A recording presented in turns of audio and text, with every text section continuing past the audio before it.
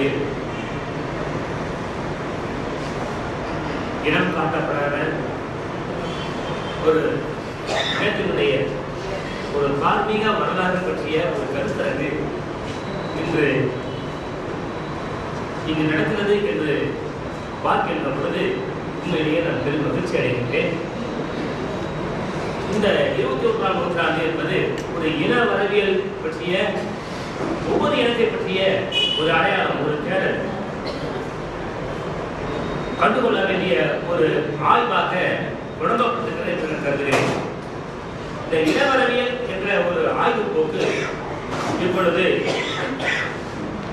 கடந்த சில நூற்றாண்டுகளுக்கு முன் தொடங்கப்பட்டிருந்தாலும் கூட இது ஒரு நல்ல ஒரு ஆரோக்கியமான ஒரு சூழலில் ஒரு பிள்ளையார் சொல்லி போட்ட ஒரு பெருமை நம்முள்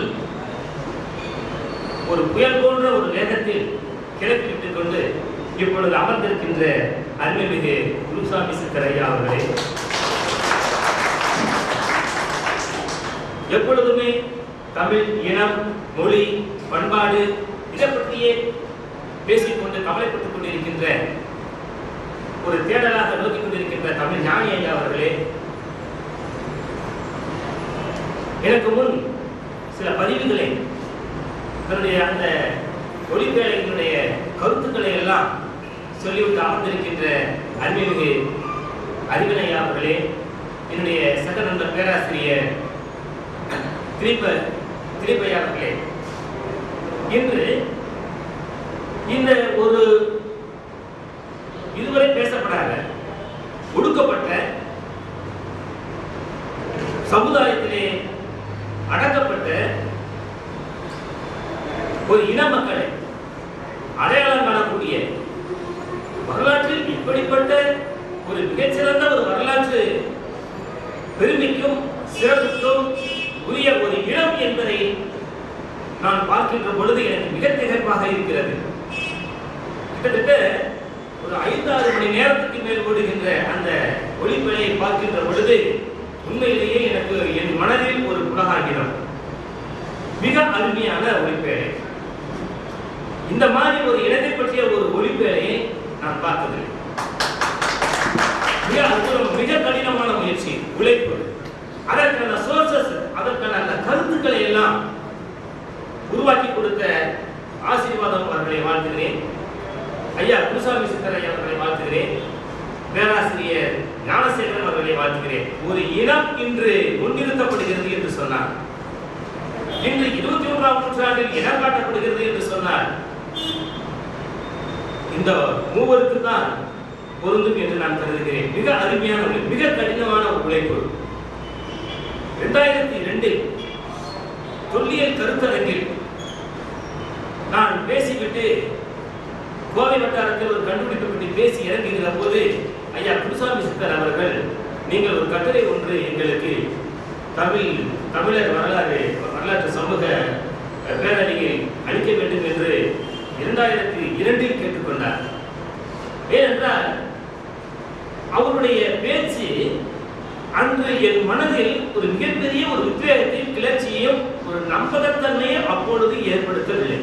ஏனென்றால் அன்று நான் இந்த இன அடிப்படையான திடீரென்று சொல்றார், மன்னர்களே எல்லாமே அவர்தான்.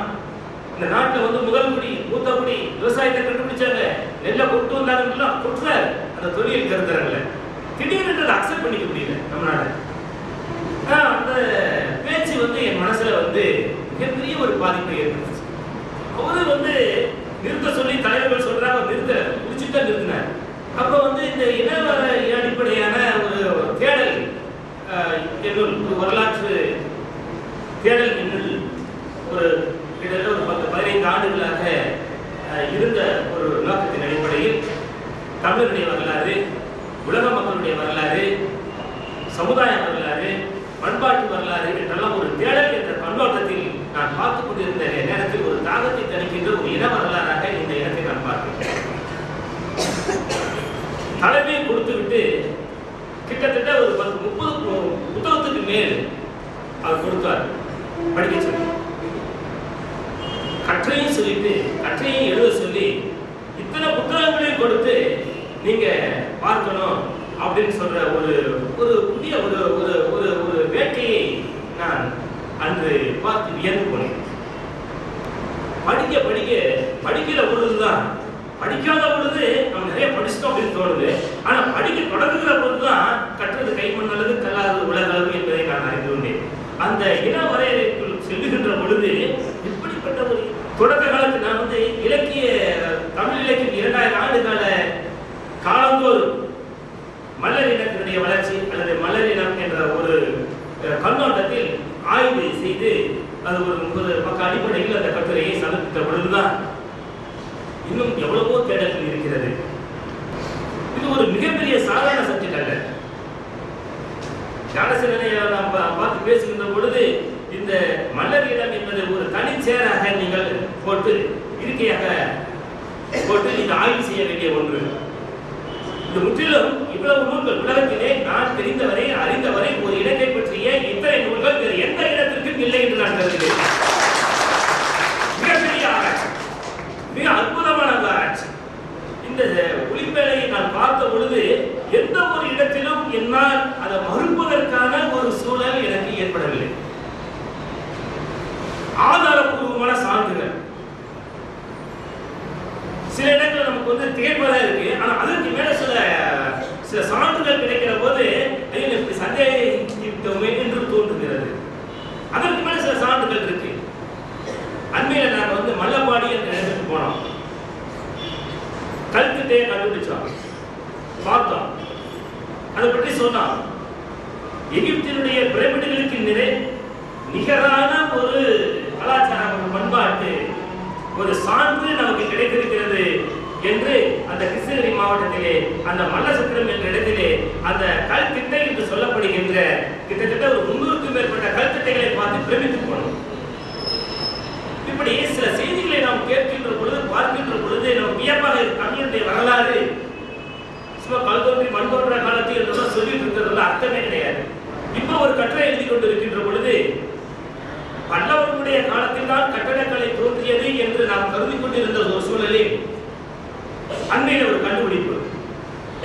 சுப்பிரமணியரை பற்றிய ஒரு கோயில் சென்னை கடற்கரையிலே மாமல்லபுரம் பக்கத்தில் சாலுவக்குப்பம் என்ற இடத்தில் நந்த பல்லவ மன்னர்களுடைய நந்திவர்களுடைய கல்வெட்டு கிழக்கு புறம் இருந்த ஒரு பாறையில் எழுதப்பட்ட அந்த கல்வெட்டானது சுப்பிரமணிய கோவிலுக்கு கொடுக்கப்பட்ட கொடையை பற்றி சொல்லப்பட்ட அந்த 9ஆம் நூற்றாண்டு கல்வெட்டு சங்க காலத்து கோயிலை அடையாளம் காணுகின்ற ஒரு சூழலை பார்க்கின்ற பொழுது இதெல்லாம் ஏன் சொல்றேன்னா அந்த தொண்டைமான் என்ற இளைஞரையோடு தொடர்புபடுத்த வேண்டிய ஒரு சூழல் ஏற்படுகிறது. இதற்கு ஒரு விஷயம் சொல்ல போனா அது வந்து நம்ம இதுவரைக்கும் நம்முடைய மலர் இடத்தில் பார்க்கப்படாத ஒரு வரலாறு தொடர்புடையது. மிகப்பெரிய ஒரு பிரமாண்டமான ஒரு வரலாற்றை இவர்கள் தொடங்கி வைத்திருக்கிறார்கள் என்பதை பார்க்கிற போது எனக்கு ஆச்சரியமாக இருக்கு. எதை சொல்வது எதை விடுவது என்று எனக்கு புரியவில்லை. ஆதிச்செல்வரை பற்றி பேசினாங்க. முதல்ல 2 ஆங்கிலேயர்கள் ஆய்வு செய்த போது அத்தனை பொருளையும் கொண்டு போயிட்டாங்க. பாரிஸ்க்கும் வெளிநாடு கொண்டு போயிட்டாங்க. அலெக்சாண்டரின் ஒருவர் மட்டுமே கிட்டத்தட்ட ஒரு 15 வண்டி அளவுள்ள பொருட்களை அனுப்பி வச்சார். அவருடைய சேகரிப்பு தான் இன்னைக்கு சென்னையில் இருக்கக்கூடிய அறவை காந்த மியூசியம் சொல்லப்படுகின்ற அந்த அங்கு நாம் பார்க்கின்ற பொருட்கள் ஏசியா கண்டத்திலே இல்லை, உலகத்திலேயே ஏசியா கண்டம் இவ்வளவு மிகப்பெரிய ஒரு முதுமக்கள் தாலி ஒரு இடுகாட்டு பகுதி 117 ஏக்கர் எங்கேயுமே கிடையாது. இந்தியாவில் சீனாவில் சொல்றாங்க. ஆனால் அதிகமான அந்த பரப்பளவை சொல்லவில்லை. ஆனால் அதிக மனிதர்கள் பற்றிய அந்த சுடுமண் பொம்மைகளை இருக்கிறதா சொல்லுகிறார்கள். ஒரு பிரம்மாண்டமான ஒரு தாமிரபரணி அந்த ஆதிச்செல்வர் கலாச்சாரத்தையும் பண்பாட்டையும் நோக்குகிற போது நம்முடைய தமிழனுடைய வரலாறு லெமூரியா கண்டத்திலிருந்து தொடங்க வேண்டிய ஒரு கடப்பாடு இருப்பதை நான் பார்க்கின்றேன். மிக விரிந்த ஒரு வரலாற்று ஆய்வுக்கு உட்படுத்தப்பட வேண்டிய ஒன்று. இந்த வேலையை பார்க்கிற போது இவர்கள் எழுதிய அந்த நூல்கள் ஆராய்ச்சி நூல்கள் பார்க்கிற போது ஒன்று மட்டும் உறுதியாக தெரிகிறது. தமிழர் வரலாற்றை எழுதுவது மன்னர்களுடைய இன வரலாற்றை தவிர்த்துவிட்டு நாம் ஒரு பக்கம் கூட எழுத முடியாது என்பதை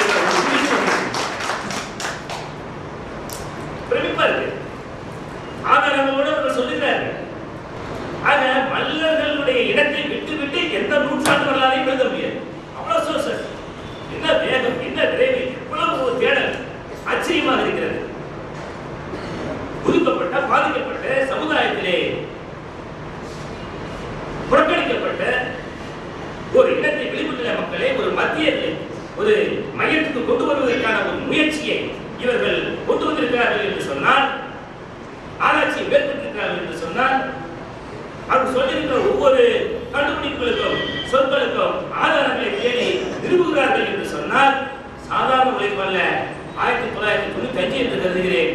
அந்த 90களில் இருந்து இவர்களுடைய ஆராய்ச்சி மிக பிரமாண்டமான ஒரு இன வரவியல் பற்றிய ஒரு ஆராய்ச்சி. மற்ற இனத்துக்குள்ள ஒரு எடுத்துக்காட்டாக ஒரு முன்னோடியாக திகழ்கிறார்கள் என்ற அளவில் உண்மையிலே இந்த இன வரவியல் பற்றிய இந்த ஆய்வை பற்றி நான் மிக பெருமிதம் கொள்கின்றேன். அந்த தமிழனுடைய வரலாறு என்று நோக்குகிற போது எனக்கு சில கருத்துக்கள் உண்டு. ஒரு பிரம்மாண்டமான வரலாறு. இராஸ்பாதர் என்று சொல்றாரு, சிந்து சமவெளி நாகரிகம் தமிழுடைய நாகரிகம் என்று சொல்லுகின்ற எல்லாம் வெளிநாட்டுக்காரர்கள் சொல்லுவாரு நமக்கு தெரிஞ்சுக்கிறோம். இன்றைக்கு தொடக்கத்தில் நாம் பார்க்கிற போது சற்று பிரமிப்பாகவும் சந்தேகம் கொண்டும் தான் பார்க்க முடிந்தது. ஆனால் இப்பொழுது இந்த ஆய்வுகளை எல்லாம் நோக்குகிற பொழுது நமக்கும் வேதகால நாகரிகத்துக்கு மிகப்பெரிய அளவில் வேறுபாடு இல்லை. நாம் நெருங்கிக் கொண்டிருக்கின்றோம். நமக்கும் இதிகாச புராண நாகரிகத்திற்கு மிகப்பெரிய அளவில் வேறுபாடு இல்லை. ஆக நெருங்கிக் கொண்டிருக்கின்றோம். ஆதாரங்களும் பேசலாம். நம்ம ராபர்ட் ப்ரூஸ்பெர்ட் 2 லட்சம் ஆண்டுகளுக்கு முன் மனிதன் இந்த இடத்தில் வாழ்ந்தான் என்று கொற்றலையாற்று பள்ளத்தாக்கில் அவன் அந்த கருவியை தேடி கண்டுபிடிக்கின்ற போது அவனுக்கு இருந்த வேகம் எந்த தமிழுக்கு இருந்தது? யாருமே இல்லையே. சும்மா கல்வொன்றை மண்ணோட்டாக என்று சொல்லிவிட்டால் தமிழுடைய இன வரலாற்றை நாம் சொல்லிட்டோம் திருப்தி அடைக்க முடியாது. மத்திய பிரதேசத்தில் பீகாரில் காணப்படுகிற குகை ஓவியங்கள் ஒப்பிட்டு பார்க்கிற போது தமிழனுடைய குகை ஓவியங்கள் மிக மிக பிற்காலத்தை சேர்ந்தவை. நம்முடைய பெருங்கற்கால பண்பாட்டு சின்னத்துடைய அகழ்வாய்வை ஒப்பிட்டு பார்க்கிற போது ஆந்திரா மாநிலத்திலே கிடைக்கின்ற அகழ்வாய்வு அவர்களுடைய அகழ்வாய்வு என்பது காலத்தால் முற்பட்டதாக செல்கிறது. ஆகவே நமக்கு இதெல்லாம் ஒரு சில சந்தேகத்தை கிளப்பி இருக்கின்றன. சொல்லுகிறார்கள், எழுதுகிறார்கள். ஆகவே நான் தமிழில் இருந்து தெலுங்கு மொழி தோன்றவில்லை என்ற கருத்தை அவர்கள் இந்த மாதிரியான கருத்துக்களை கொண்டு அவர்கள் வைக்கின்ற போது நமக்கு திகைப்பாக இருக்கிறது. ஆனால் இந்த கருத்தம் ஏற்றுக்கொள்ளும்படியாக இருக்கிறதா என்று நாம் சில சந்தேகங்களை கொண்டு நாம் தேட வேண்டியிருக்கிறோம். நம்முடைய தேடல்கள் இன்னும் நிறைய இருக்கிறது என்ற அடிப்படையில் நோக்குகிறோம். நல்லவேளை புலிமான் கோம்பை கல்வெட்டு நமக்கு கிமு 5ஆம் நூற்றாண்டு எழுத்து வடிவம் நம்மிடம் இருக்கிறது என்பதற்கு சரியான எடுத்துக்காட்டு. தேடி பக்கத்தில் தெற்கே நமக்கு கிடைக்கிறது. நம்முடைய வரலாறு தெற்கே இருந்துதான். இன்னும் சொல்லப்போனால் இந்தியாவுடைய வரலாறு தெற்கே இருந்தாலும் இந்தியா தமிழகத்தினுடைய வரலாறு தாமிரபரணி ஆற்றங்கரையில் இருந்தாலும் தொடங்க வேண்டும். விவசாய முறையை பற்றி அந்த ஒளிப்பலை மிக அருமையாக சொல்லியிருந்தார்கள். தமிழன் கண்டறிந்த இந்த வேளாண் தொழில்நுட்பம் நீரின் மேலாண்மையை நாம் ஆஸ்திரேலியாவுக்கு கற்றுக் கொடுத்தோம், ஆப்பிரிக்க நாடுகளுக்கு நாம் கற்றுக் கொடுத்தோம், கனடா போன்ற நாடுகளுக்கு, மேற்கத்திய ஐரோப்பிய நாடுகளுக்கு, அமெரிக்கா போன்ற நாடுகளுக்கு நாம் தான் கற்றுக் கொடுத்திருக்கிறோம் என்று சொன்னார்கள். ஆனால் உண்மை என்ன என்று சொன்னால் தமிழர்கள் தான், சந்தேகமே இல்லை. ஆனால் நாம் கற்றுக்கொண்டது இலங்கை தமிழர்களிடம் இருந்து என்பது ஒரு உறுதியான சான்றுகள் அவர்கள் தொழிலாளர்கள் சொல்லிக் கொண்டிருக்கிறார்கள். இலங்கை தமிழர்கள் தான் இதற்கு முன்னோடியாக இருந்திருக்கிறார்கள். அதை இலங்கை தமிழர்களையும் நாம்